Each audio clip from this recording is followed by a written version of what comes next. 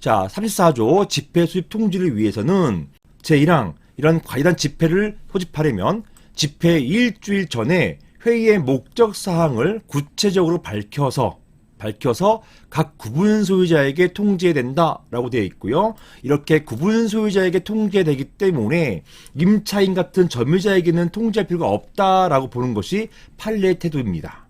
이게 제가 몇 번 말씀드린 바가 있습니다. 그리고 이 기간은 규약으로 달리 정할 수 있다라고 되어 있어서 이런 집회 수집 통지 관련된 일주일 전 통지해야 된다. 이게 임의 규정이에요. 어떤 규약 보니까 이런 기간이 14일로 되어 있는 경우도 있어요. 2주로 되어 있는 경우도 있어요. 물론 더 줄일 수도 있겠죠. 뭐 5일 정도 통지 기간을 5일로 할 수도 있는 것이고 어떤 규약은 14일로 되어 있더라고요. 이 경우에는요. 규약으로 14일 되어 있으면 이건 지켜줘야 돼요. 그래서 만약에 규약에 14일 전에 통지하도록 되어 있는데 이 법에 따른다고 해가지고 일주일 전에 통지하면 이거 안 되는 것입니다. 이거 위반되는 것이에요. 법 위반되는 것입니다. 왜냐하면 규약으로 정할 수 있도록 해놨고 따라서 그 규약은 존중돼야 되기 때문입니다. 자, 다음 보실게요. 2항 전유 부분을 여럿이 공유하는 경우, 이 공유자의 경우 말하는 것이죠. 그 경우에는요 37조 2항 이게 뭐냐면 37조 2항 법 37조 2항에는요 공유자일 경우에는 집회에서 의결권을 행사할 수 있는 자를 서로 정하도록 돼 있어요. 그래서 제가 과연 집회를 개최하겠다라고 하실 때 제가 드리는 자료가 있습니다. 이 자료에 보면은 이 공유자 중에서 의결권 행사자를 지정할 수 있는 그런 지정서를 제가 첨부해 드려요. 그래서 공유자 같은 경우는 집회에서 의결권 행사할 자를 서로 지정하도록 돼 있어요. 공유자 A, B가 있을 경우에 나의 이 의결권 B가 A에게 의결권 행사하도록 그 의결권 행사자를 지정해 줍니다. 자, 이렇게 지정돼 있으면 그분에게 만약에 그런 지정된 자가 없을 경우에는 공유자 중 누구에게도 통지하면 된다는 것이에요. 둘 다 모두에게 반드시 통지할 필요는 없다라는 그런 내용입니다. 자, 3항 보실게요. 제1항의 통지, 이런 통지는 구분 소유자가 관리인에게 따로 통지 장소를 제출하였으면 그 장소로 발송하고 제출하지 않았으면 구분 소유자가 소유하는 전유 부분, 즉 당의 건물이죠. 당의 건물 거기에 있는 우체통 그 장소입니다. 우체통으로 발송하면 된다. 그리고 이 경우에 이런 통지는 통상적으로 도달할 시기 보통 2, 3일입니다. 2, 3일 이내에 도달한 것으로 본다. 이렇게 규정되어 있어요. 하지만요, 이 3항 같은 경우는 실무에서는 달리 운영돼요.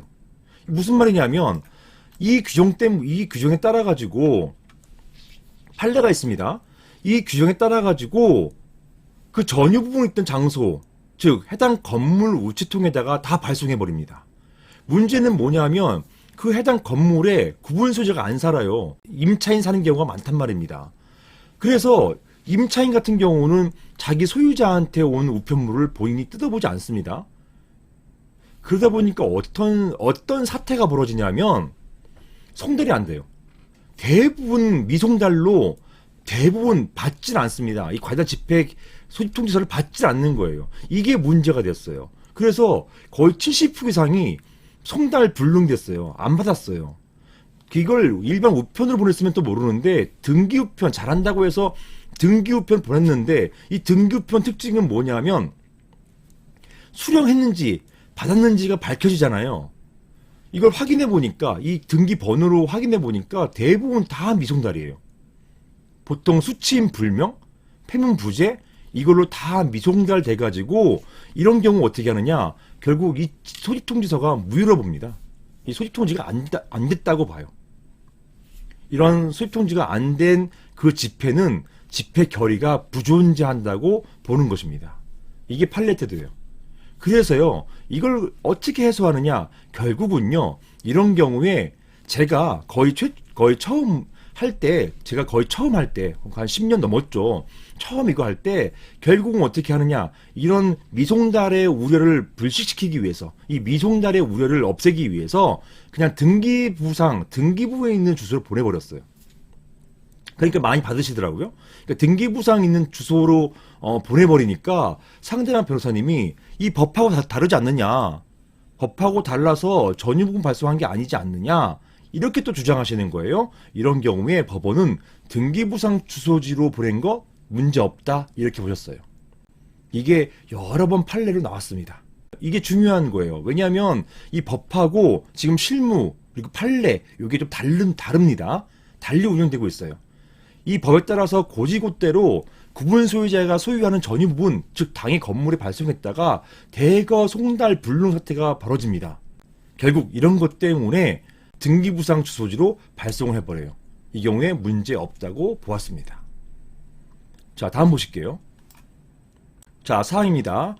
건물 내 주소를 가지는 구분 소유자 또는 통지상속 제출하지 않는 구분 소유자에 대한 통지는 이런 경우에는 건물 내 적당한 장소에 게시함으로써 수집 통지를 가름, 즉 대신할 수 있다. 이렇게 규정해 놨어요. 이게 구분 소유자가 자기 어디로 보내주세요, 발송해주세요, 이런 것들에 대해서 고지를 안 한 경우에는요, 그런 경우에 이렇게 송달 불능 사태가 발생할 수 있기 때문에 이런 경우에는 건물 내 적당한 장소에 게시함으로써 수집 통지서를 대신할 수 있다. 이런 규정이 있습니다. 근데 문제는 뭐냐면요, 이게 규약으로 정하는 거예요. 이 규약은 적법한 규약이 있어야 되는 것이고요, 이 규약에 이런 규정을 정해놔야 되는 것이에요. 따라서 어떤 건물에 규약도 없는데 장소에다가 여러 장소에다가 덕지덕지 수통지서를 붙여놓는다고 해가지고 이 가름이 안 돼요. 대신이 안 되는 것입니다. 이런 경우가 있었어요. 이런 건물 장소에다가 이런 규약도 없는 건물인데 건물 장소에다가 이렇게 막 붙여놓고 우리 수입통지 의무 다 했다. 즉 34조 집합건물법 34조 제4항에 따라 가지고 수입통지 의무를 다 했다. 이렇게 주장하시는 경우가 있었어요. 이거 잘못된 것입니다. 이거 폐수했어요. 그런 경우에. 따라서 이런 조항은 규약으로 있을 때 그렇게 하는 것이고요. 대부분의 경우는 이런 규정을 두지는 않습니다. 병행해줘요. 어떻게 규정하냐면 수입통지서도 보내고 그리고 건물 내 게시도 하고 이렇게 둘 다 하도록 해놓을 뿐이지 수입통지는 하나도 하지 않고 건물 내 게시만 하도록 되는 거 이거 유효하다고 만든 규약 거의 본 적이 없어요. 그래서 이 규정도 실무하고 좀 매칭이 되지 않는다. 실무에서는 달리 적용되고 있다. 이렇게 보시면 되겠습니다. 자, 제5항은 이거는요, 회의 목적 사항이 만약에 여기 보시는 거죠. 이런 게 뭐냐면 재건축이에요, 재건축. 이런 재건축이나 고용부분 변경 이런 것인데요. 이런 규정이 있을 때는 그게 그냥 단순하게 고용부분 변경이나 아니면 재건축 이런 사안만 타이틀만 붙여서 보내는 게 아니고 그 통지에 그 의안 및 계획 내용을 상세히 적으라는 것, 이것입니다. 이런 것들을 내용을 적어야 된다라는 것이 법의 태도예요.